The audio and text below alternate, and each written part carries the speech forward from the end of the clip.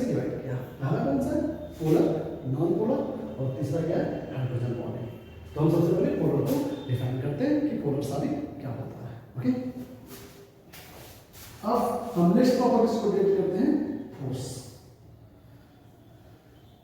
Force या हम इसको बॉन्ड भी कर सकते हैं, बॉन्ड या फोर्स। ओके, बॉन्ड या फोर्स हो गया। तो देखते हैं क्या पोलर, नॉन पोलर और hydrogen bonding, ions, metals and non metals. तो ये पोलर्स में किस टाइप के फोर्स अप्लाई होते हैं, नॉन पोलर्स में, और ये क्या होता है आपके हाइड्रोजन बॉन्डिंग में। तो इन तीनों में तो वान डर वाल बल होगा भाई, तीनों को हम वान डर वाल बल के फोर्स के नाम से जानते हैं, पर इसमें जो थोड़ा सा हम इसको डिफाइन करते हैं और इसको अलग अलग से फ्लक्चुएट करते हैं। यहाँ पे हम बोल सकते हैं क्या कि ये वान डर वाल फोर्स लगता है हमारे बीच में, कौन सा वान डर वाल फोर्स, पर यहाँ पे पोलर है डाइपोल, डाइपोल इंटरेक्शन लगता है। और डाइपोल इंटरेक्शन का डेफिनेशन आपका प्लस पोलर है भाई, HCl for example, best example है Cl, H plus Cl minus, दोनों में आपस में इंटरेक्शन हुआ तो क्या हो गया? डाइपोल इंटरेक्शन टाइप की बॉन्डिंग लगती है। बात करते हैं नॉन पोलर की। नॉन पोलर की तो ये पोलर नहीं होगा, तो नॉन पोलर में क्या होगा? ये इसका लंदन फोर्स या डिस्पर्जन फोर्स के नाम से जानते हैं। ओके, लंदन फोर्स या डिस्पर्जन फोर्स। और नेक्स्ट जैसे कि आपका आयोडीन CCl4 हो गया, ये क्या होता है? Non polar. तो नॉन पोलर में कौन सी टाइप की फोर्स लगेगा आपको? लंदन फोर्स या स्ट्रॉन्ग डिस्पर्जन फोर्स के भी नाम से जानते हैं।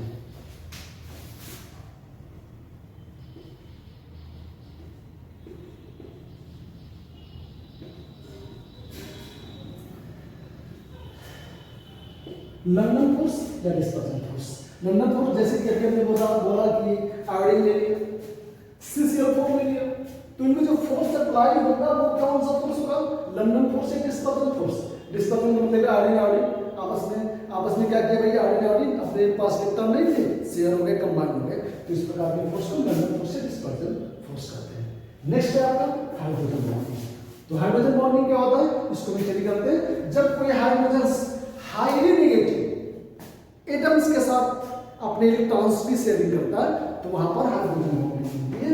और हाइड्रोजन बॉन्डिंग बनती है जैसे कि आपका हाइड्रोजन और फ्लोरीन के साथ रिएक्शन होता है, हाइड्रोजन ऑक्सीजन के साथ और हाइड्रोजन नाइट्रोजन के साथ जब बॉन्ड बनता है तो वहां पर हाइड्रोजन बॉन्डिंग बनती है। ओके,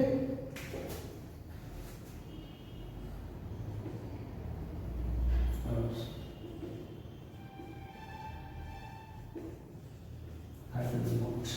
ओके, तो यहाँ पर आपने देखा कि डाइपोल इंटरेक्शन हुआ, लंदन फोर्स हुआ और यहाँ पर आपका हाइड्रोजन बॉन्ड हुआ। क्लियर? नेक्स्ट हम आगे स्टडी करते हैं कि एक पोलर्स का यहाँ पर हम एग्जांपल्स भी ले देते हैं, एग्जांपल से हमें ज़्यादा समझ में आएगा। फिर हम अदर प्रॉपर्टीज को स्टडी करेंगे, कंडक्टिविटी के बारे में, मैकेनिकल स्ट्रेंथ के बारे में, और उसके बाद ब्रिटल प्रॉपर्टीज के बारे में और भी प्रॉपर्टीज को भी स्टडी करेंगे। बट बिफोर टू दैट हम एग्जांपल ले लेंगे, हमें ज़्यादा समझ में आएगा। यह सी ले लिया, सब ले लिया, पोलर हो गया, ठीक है। इसमें ले लिया हमने I2 ले लिया, CCl4 ले लिया, ये ले लिया, और इसमें क्या ले लिया हमने? H2 ले लिया, वो भी कौन सा? सॉलिड्स। ओके, तो ये हमारा मॉलिक्यूलर्स कंप्लीट हुआ। अब हम बात करते हैं आयन की। तो आयन्स में हमारे टू टाइप्स के फोर्स अप्लाई होते हैं। पहला कूलम्बिक फोर्स और आपका एक होता है electrostatic force of attraction. Okay, कौन सा? कूलम्बिक फोर्स और इलेक्ट्रोस्टैटिक फोर्स ऑफ अट्रैक्शन।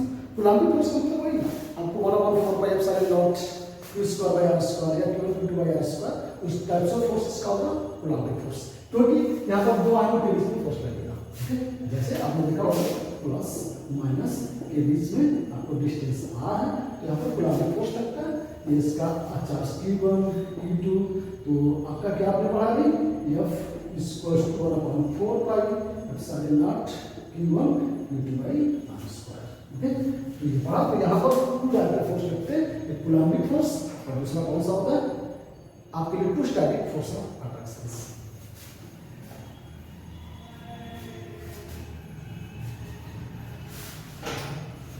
तो यहाँ पर हम बात करते हैं कौन सा? बॉन्डिंग। तो बॉन्डिंग में टू टाइप्स के सा, एक आपको कूलम्बिक और इलेक्ट्रोस्टैटिक। एक कूलम्बिक फोर्स हो गया और दूसरा फोर्स हो गया इलेक्ट्रोस्टैटिक फोर्स ऑफ अट्रैक्शन। अब इसके एग्जांपल लेते हैं आई को, तो यहाँ पे हो गया क्या, CS। ओके, आपको CS। यहाँ पे हम इलेक्ट्रोस्टैटिक फोर्स की बात करते हैं, इलेक्ट्रोस्टैटिक की, तो आपका AG। ओके, तो ये आपका electrostatic force of attraction. Next हम बात करते हैं, अब देखा कि ये शेप हो गया कौन सा, क्यूबॉइडल। क्यूबॉइडल कौन सा शेप है, जैसे आपकी लूडो की गोटी, देखा लूडो की गोटी, वो क्या है आपका शेप कौन सा, क्यूबॉइडल शेप है। लूडो की गोटी शेप क्या भाई, क्यूबॉइडल शेप है, और यहाँ पे ये बना दिया हमने क्यूबॉइडल शेप। ओके, तो क्यूबॉइडल शेप में ये A, B and C 3 arms होंगे और बाकी 3 आर्म्स उधर 6। ओके, तो ये हमारा क्या हो गया, ये आप देखेंगे हमारा A, B और C कैसा होगा। तो यहाँ पर हमने देखा कि A = B एंड = C तीनों आपस में इक्विवेलेंट होंगे। ठीक है, ओके। अगर हम बात करते हैं टेट्रागोनल की, किसकी, टेट्रागोनल की,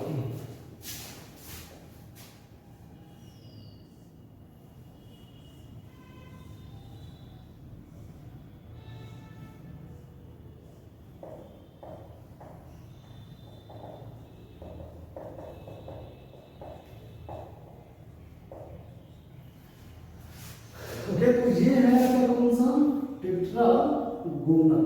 ओके, तो यहाँ पे क्यूबॉइडल और वो क्या होगा, टेट्रागोनल्स।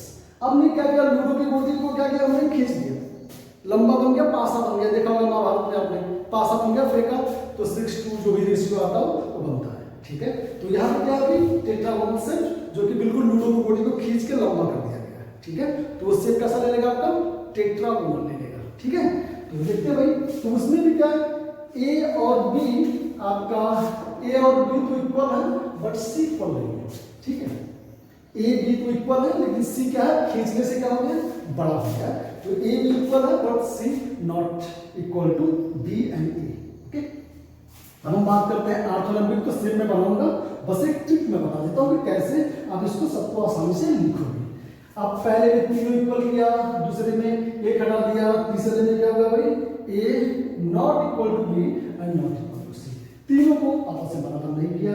फिर क्या करेंगे भाई, अब देखिए इसको हम इससे ला देते हैं equal to B and not equal to C। फिर इसको क्या करते हैं, यहाँ पे ला देते हैं भाई A not equal to B and not equal to C। फिर इसको क्या करते हैं, यहाँ पे इस जगह लेके आ जाते हैं A equal to B and equal to C। अब फिर ये तो ट्राई क्लिनिक है भाई, ट्राई पहले से लग रहा है, तो अब ये आपस में हो गया। फिर ये A not equal to B and तो कभी इक्वल नहीं होगा, इसकी कोई बात ही नहीं है। ये बड़ा भाई है और ये छोटा भाई है, थोड़ा सा घुमक्का टाइप का। तो जैसे कि बड़ा भाई होता है काफी ब्रिलियंट होता है, घर की सारी जिम्मेदारियां होती हैं, और जो छोटा भाई होता है उसके ऊपर जिम्मेदारियां नहीं होती है, तो उसके कोई भी आर्म्स आपस में बराबर इक्विवेलेंट नहीं होते हैं। ठीक है, तो ये हमारा एक्सिस हो गया सही।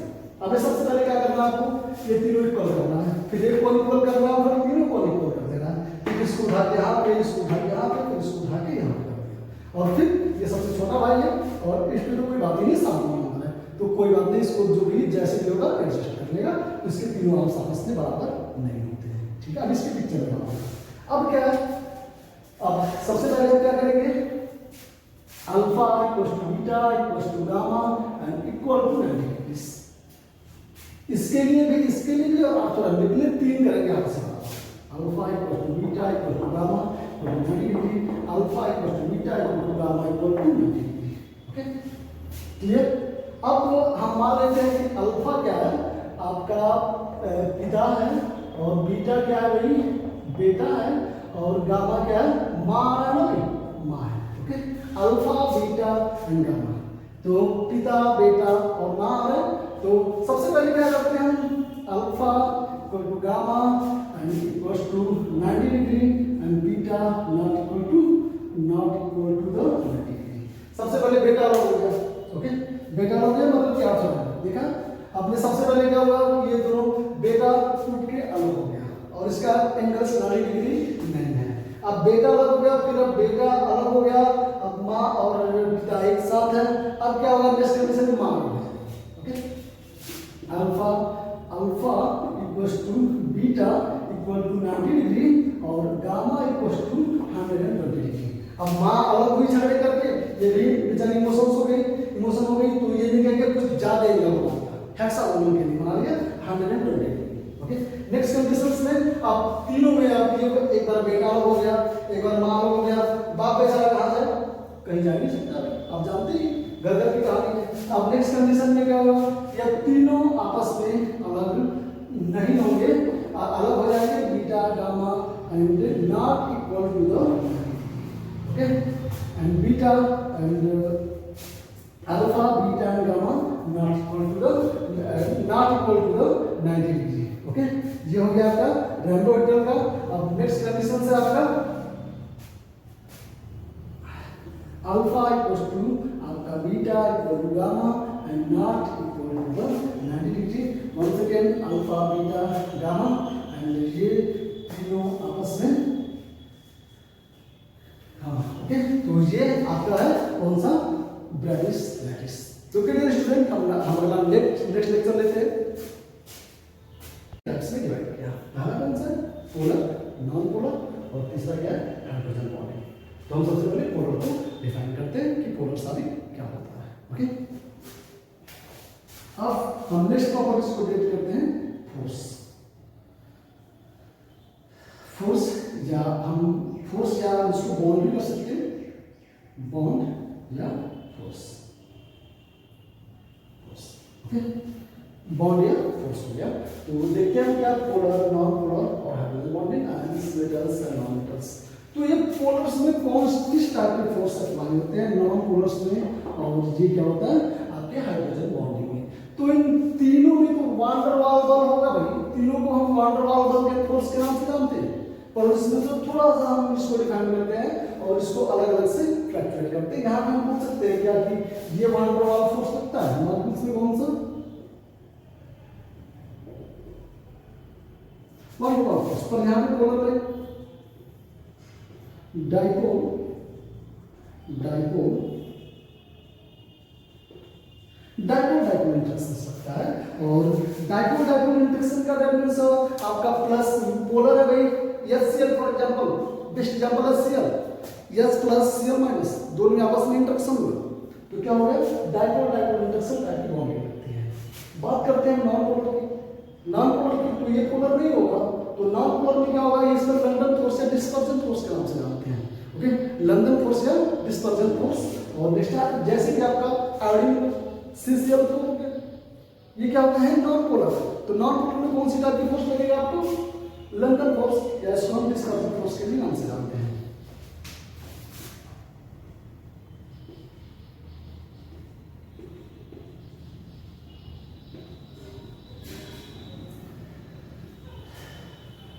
लंदन फोर्स या डिस्पर्जन फोर्स। लंदन फोर्स जैसे कि अभी हमने बोला कि आयोडीन ले लिया, CCl4 ले लिया, तो इनमें जो फोर्स अप्लाई होगा वो कौन सा फोर्स होगा, लंदन फोर्स या डिस्पर्जन फोर्स। डिस्पर्जन मतलब आयोडीन आपस में क्या किया भाई, आयोडीन अपने पास इलेक्ट्रॉन नहीं थे, शेयर हो गए, कंबाइन हो गए, तो इस प्रकार के फोर्स को लंदन फोर्स या डिस्पर्जन फोर्स कहते हैं। नेक्स्ट है आपका hydrogen bonding.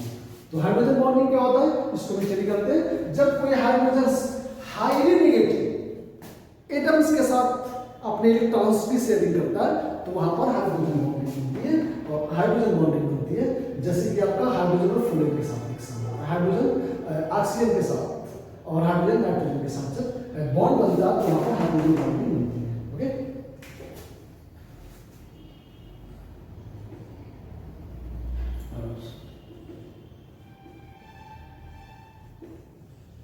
Hydrogen bond. Okay, तो यहाँ पर आपने देखा कि डाइपोल इंटरेक्शन हुआ, लंदन फोर्स हुआ और यहाँ पर आपका हाइड्रोजन बॉन्ड हुआ। क्लियर।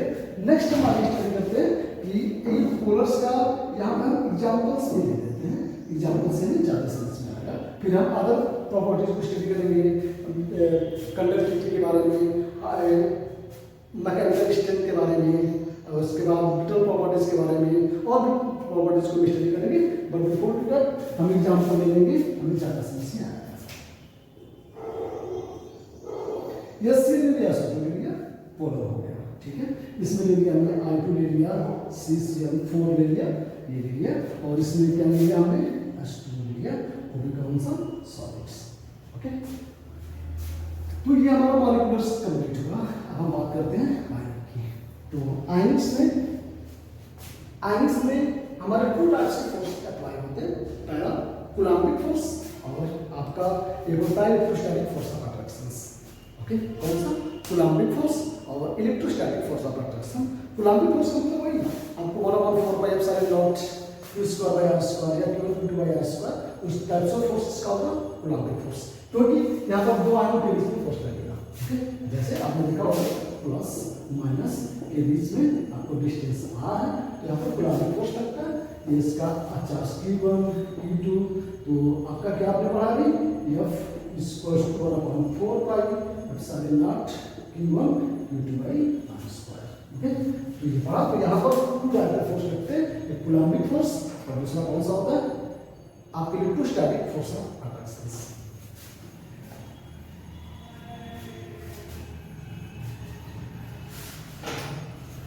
तो यहाँ पर हम बात करते हैं कौन सा बॉन्डिंग। तो बॉन्डिंग में टू टाइप्स की बॉन्डिंग होगी, कौन सा? एक आपको कूलम्बिक और इलेक्ट्रोस्टैटिक। एक कूलम्बिक फोर्स हो गया और दूसरा कौन सा हो गया इलेक्ट्रोस्टैटिक फोर्स ऑफ अट्रैक्शन। अब इसके एग्जांपल लेते हैं आयन को। तो यहाँ पे हो गया क्या, NaCl, ओके। आपको CS यहाँ पे हम इलेक्ट्रोस्टैटिक फोर्स की बात करते हैं, इलेक्ट्रोस्टैटिक की, तो आपका Ag, ओके। तो ये आपका electrostatic force of attraction. Next हम बात करते हैं किसकी? मेटल्स की। तो देखते हैं कि मेटल्स में क्या प्रॉपर्टीज पाई जाती है। तो यहाँ पे कौन सा बॉन्ड होता है? तो हमारा जो मेटल्स होता है इसमें मेटालिक बॉन्ड पाया जाता है, ओके। बहुत से मेटल्स, बहुत से मेटालिक बॉन्ड हो गया, ओके। और जो कोवैलेंट हो गया इसमें कोवैलेंट बॉन्ड है, ओके, सिंपल सा।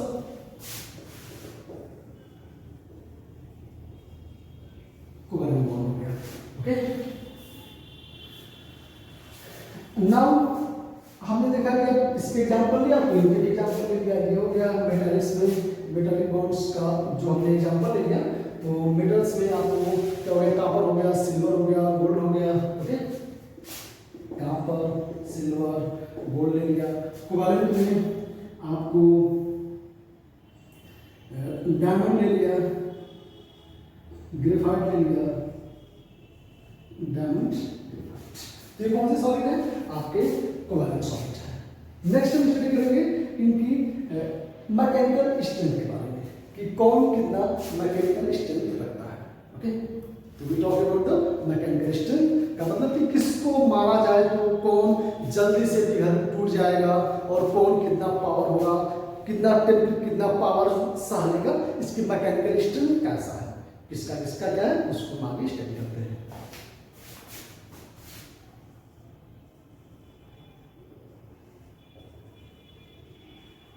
मैकेनिकल स्ट्रेंथ, तो मैकेनिकल स्ट्रेंथ में आपके जो पोलर होगा ये वेरी सॉफ्ट होता है। आप देख रहे हैं ये Cl है, ये Su2 है, ये बेचारे बहुत ही सॉफ्ट होंगे, ओके। तो वेरी सॉफ्ट,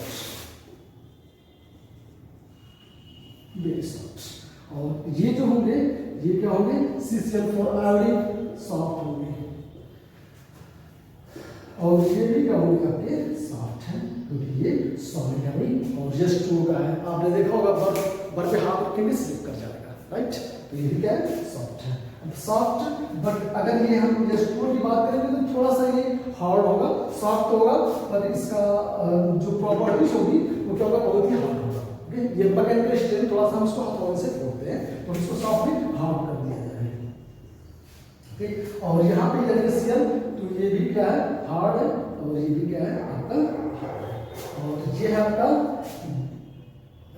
ये भी क्या है, हार्ड है ये भी, और ये क्या है, डायमंड, वेरी हार्ड, और क्या है, सॉफ्ट, ओके। तो यहाँ पे आपने देखा कि magnetic string very soft soft hard hard hard hard very hard. यहाँ पे क्या हो गया भाई, वेरी हार्ड, और ये क्या चला गया ग्रेफाइट सॉफ्ट। तो ये इसकी फिजिकल प्रॉपर्टीज थी। तो देखा कि यहाँ पे वेरी हार्ड डायमंड कैसे भाई, आप डायमंड को हथौड़ा मारोगे, हथौड़ा टूट जाएगा, पर ओरिजिनल डायमंड होगा तो टूटेगा। ये इसकी सबसे बड़ी चेक करने के लिए प्रॉपर्टी है। कोई आपको बोलेंगे भैया ये हीरा है और ये चेक करना है, तो आप क्या करो, हथौड़ा उठाओ और हथौड़े पे लोहे पर रखो, मारो जोर से। अगर जरा सा भी उसमें शीशा होगा तो फूट जाएगा भैया, और आपका जो डायमंड होगा तो रह जाएगा। तो that is the checking point for the diamonds. Okay, और अगर हम बात करते हैं इसकी कंडक्टिविटी की,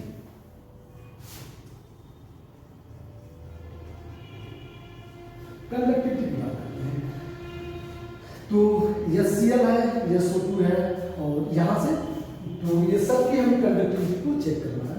तो यहाँ पर जो ये Cl है, ये क्या है भाई, कंडक्टर होगा। आयोडीन CCl4, आयोडीन क्या है, सॉलिड स्टेट में है, तो ये नॉन कंडक्टर होगा। कंडक्टर है आयोडीन, ये क्या है,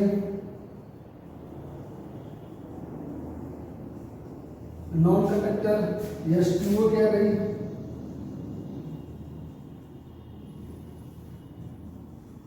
नॉन कंडक्टर है। CaCl, देखिए भाई CaCl ये सॉलिड स्टेट में नॉन कंडक्टर और मोल्टेन स्टेट में कंडक्टर की तरह बिहेव करते हैं। ओके,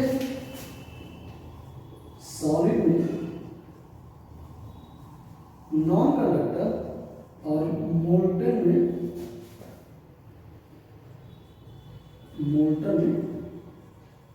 कंडक्टर की तरह बिहेव करेंगे। ओके, और बात करते हैं कि तो दे आर द कंडक्टर, और ये हार्ड वाला तो ये नॉन कंडक्टर, और ये है क्या, ग्रेफाइट कंडक्टर। ओके, तो ये थे हमारे क्रिस्टलाइन सॉलिड्स के 4 टाइप्स, और यहाँ पे हमने स्टडी किया, और इसकी इंपॉर्टेंट है because of the basic and fundamental for the upcoming exams. Okay, तो यहाँ पे हमने डिवाइड किया। फिर हम पढ़ते हैं जो क्रिस्टलाइन सॉलिड है, एक ब्रेविश नामक साइंटिस्ट आया और उसने ब्रेविश लैटिस किया, ब्रेविश लैटिस, और ब्रेविश लैटिस को उसने 7 टाइप्स में डिफाइन किया, और उसका डिफरेंट शेप बनाया। वो श्योर है कि एक क्वेश्चन जरूर आता है। ओके, तो उसको हम ट्रिक के माध्यम से, और बहुत ही कंफ्यूजिंग वाली पॉइंट है, तो हम उसको स्टडी कर लेते हैं। ओके, और बहुत ही प्रॉब्लम्स क्रिएट करता है मैथ्स के स्टूडेंट को, तो हम क्या करेंगे, उसको हम स्टडी कर लेंगे और एज ए फास्ट करेंगे।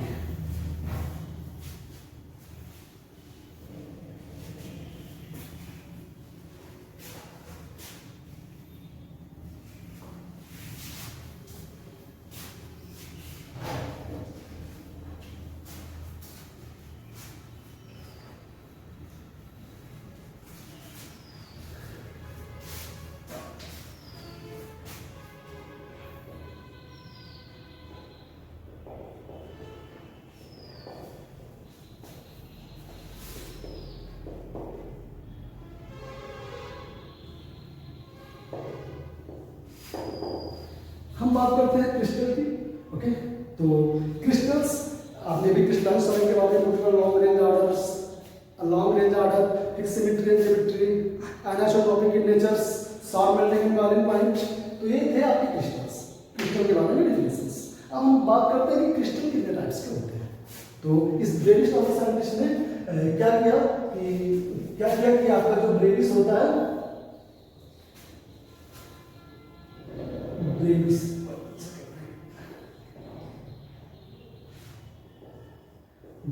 Lattice, ब्रेविश lattice.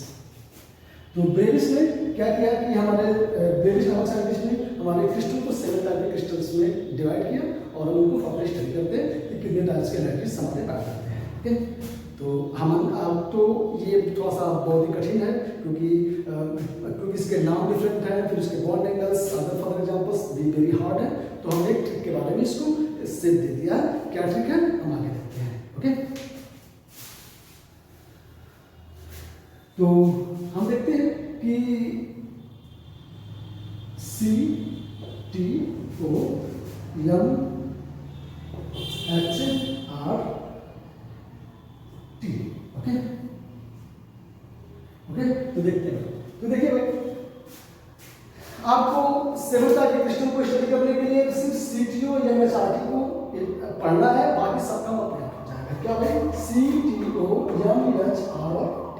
ओके, अगर ये नहीं याद हो रहा है कि ये भी नहीं याद हो रहा तो उसके लिए ट्रिक है कि जैसे कि मान लीजिए कि दो चार दोस्त हैं, एक दोस्त थोड़ा सा मंत्री टाइप का, ओके, जो कि बहुत ही ज़्यादा पावरफुल है, उसकी बातों को सभी स्टूडेंट शेयर करते हैं, मानते हैं, रिस्पेक्ट करते हैं, तो हम क्या करेंगे। तो उसने कहा कि सब स्टूडेंट मिल के बात कर रहे थे भाई कि MHRD होता है या MHRT होता है। ओके, MHRD होता है कि MHRT होता है, ये क्योंकि आप जानते हो कि HRD का मतलब ह्यूमन रिसोर्सेज एंड डेवलपमेंट, या इसका होता है ministry of human resources and development.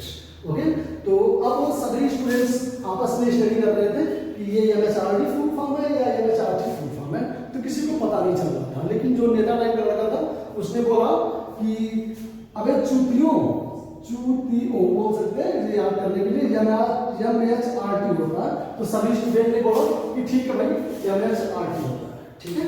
तो बस उसने कहा और उसी के फॉर्म में 7 क्रिस्टल्स अरेंज हो जाते हैं, ठीक है। हम इसको स्टडी करते हैं। तो C से आपका हो जाएगा क्या, क्यूबाइड। T से हो जाएगा आपको टेट्रागोनल, O से आर्थोरेम्बिक, मोनोक्लिनिक, हेक्सागोनल,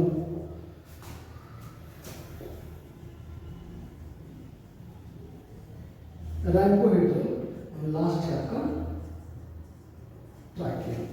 ओके, तो आपने देखा कि क्यूबाइडल, टेट्रागोनल, आर्थोरेम्बिक, मोनोक्लिनिक, हेक्सागोनल है, रैम्पोहेड्रल और लास्ट में है कौन सा, ट्राइक्लिनिक।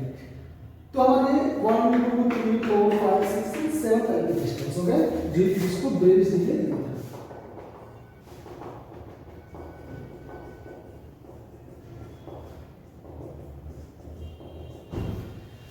7 टाइप के क्रिस्टल्स हो गए। तो ये हो गया आपका, यहाँ पर हमने लाइन कवर कर देते, ये था आपका क्रिस्टल, और ये यहाँ पर हो गया आपको एक्सिस, और यहाँ पर हो गया क्या एंगल के बारे में हम स्टडी कर रहे हैं। हमें 3 पॉइंट स्टडी कर रहे हैं, क्रिस्टल, एक्सिस और इसका एंगल्स। तो आप जानते हैं कि यहाँ पर एक हमने स्ट्रक्चर बना दिया,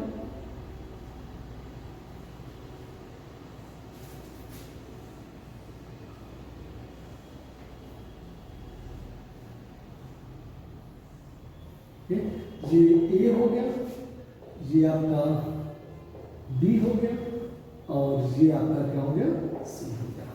ओके, और यहाँ पर जो ये अल्फा, ये आपको बीटा और ये आपका गामा हो गया।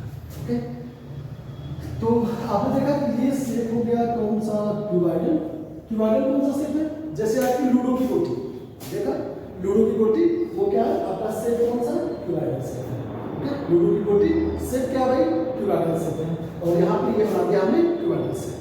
ओके, तो क्यूबाइडल सेट में ये A, B and C 3 hours हो गए, और बाकी 3 आवर्स ऊपर 6।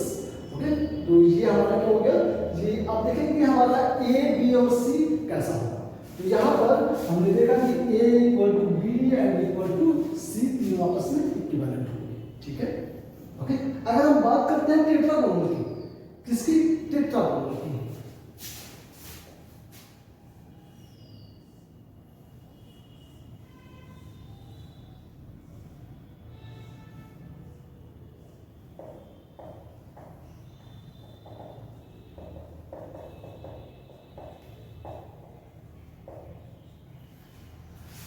ओके। तो ये है आपका कौन सा, टेट्रागोनल। ओके, तो यहाँ पे डिवाइडर में, और वो क्या होगा, टेट्रागोनल्स। अब ने क्या किया, लूडो की गोटी को क्या किया हमने, खींच दिया, लंबा बन गया, पासा बन गया, देखा होगा महाभारत में आपने, पासा बन गया, फेंका तो 6:2 जो भी रेशियो आता है वो बनता है, ठीक है। तो यहाँ पे क्या होगी, टेट्रागोनल सेट, जो कि बिल्कुल लूडो की गोटी को खींच के लंबा कर दिया गया है, ठीक है। तो वो सेट कैसा ले लेगा आपका, टेट्रागोनल ले लेगा, ठीक है। तो देखते हैं भाई, तो उसमें भी क्या ए और बी आपका ए और बी तो इक्वल है बट सी इक्वल नहीं है, ठीक है। ए बी तो इक्वल है लेकिन सी क्या है, खींचने से क्या हो गया, बड़ा हो गया। तो ए बी इक्वल है but C not equal to B and A, okay. अब हम बात करते हैं ऑर्थोलंबिक, तो स्लिप में बनाऊंगा, बस एक ट्रिक में बता देता हूँ कि कैसे आप इसको सबको आसानी से लिखोगे। अब पहले में तीनों इक्वल किया, दूसरे में एक हटा दिया, तीसरे में क्या होगा भाई, A not equal to B and not equal to C, तीनों को आपस में बराबर नहीं किया। फिर क्या करेंगे भाई, अब देखिए इसको हम इससे ला देते हैं equal to B and not equal to C. फिर इसको क्या करते हैं, यहाँ पे ला देते हैं भाई A not equal to B and not equal to C. फिर इसको क्या करते हैं, यहाँ पे इस जगह लेके आ जाते हैं A equal to B and equal to C. अब फिर ये तो ट्राई लेनी है भाई, ट्राई पहले से लग रहा है, तो अब ये आपस में हो गया। फिर ये ए नॉट इक्वल टू बी या ना, ये तो कभी इक्वल नहीं होगा, इसकी कोई बात ही नहीं है। ये बड़ा भाई है और ये छोटा भाई है, थोड़ा सा घुमक्कड़ टाइप का। तो जैसे कि बड़ा भाई होता है काफी ब्रिलियंट होता है, घर की सारी जिम्मेदारियां होती हैं, और जो छोटा भाई होता है उसके ऊपर जिम्मेदारियां नहीं होती हैं, तो उसके कोई भी आंस आपस में बराबर इक्विवेलेंट नहीं होते हैं, ठीक है। तो ये हमारा एक्सिस हो गया सही। अब सबसे पहले क्या करना है आपको, ये तीनों इक्वल करना है, फिर एक को इक्वल करना है, फिर तीनों को इक्वल कर देना है। फिर इसको उठा के यहाँ पे, इसको उठा के यहाँ पे, फिर इसको उठा के यहाँ पे कर दिया। और फिर ये सबसे छोटा भाई है और इसमें तो कोई बात ही नहीं, सामने होता है तो कोई बात नहीं, इसको जो भी जैसे भी होगा एडजस्ट कर लेगा। इसके तीनों आंस आपस में बराबर नहीं होते हैं, ठीक है। अब इसके पिक्चर में अब क्या है, अब सबसे पहले हम क्या करेंगे, alpha equals to beta equals to gamma and equal to 90 degree. इसके लिए भी और ऑर्थोलंबिक के लिए तीन करेंगे आपस में, alpha equals to beta equal to gamma equal to 90 degree, alpha equals to beta equal to gamma equal to 90 degree, okay clear. अब हम मान लेते हैं कि अल्फा क्या है, आपका पिता है, और बीटा क्या है भाई, बेटा है, और गामा क्या है, माँ है ना भाई, माँ है, okay. Alpha beta and gamma, तो पिता बेटा और माँ है। तो सबसे पहले क्या करते हैं हम, alpha equal to gamma and equals to 90 degree and beta not equal to the 90 degree. सबसे पहले बेटा अलग हो गया, ओके, बेटा अलग हो गया मतलब क्या होता है, देखा आपने। सबसे पहले क्या हुआ, ये दोनों बेटा टूट के अलग हो गया और इसका एंगल 90 डिग्री नहीं है। अब बेटा अलग हो गया, फिर अब बेटा अलग हो गया, अब माँ और पिता एक साथ है। अब क्या होगा, नेक्स्ट कंडीशन में माँ हो गया, okay. Alpha equals to beta equal to 90 degree और गामा इक्वल्स टू 120 डिग्री। अब माँ अलग हुई झगड़े कर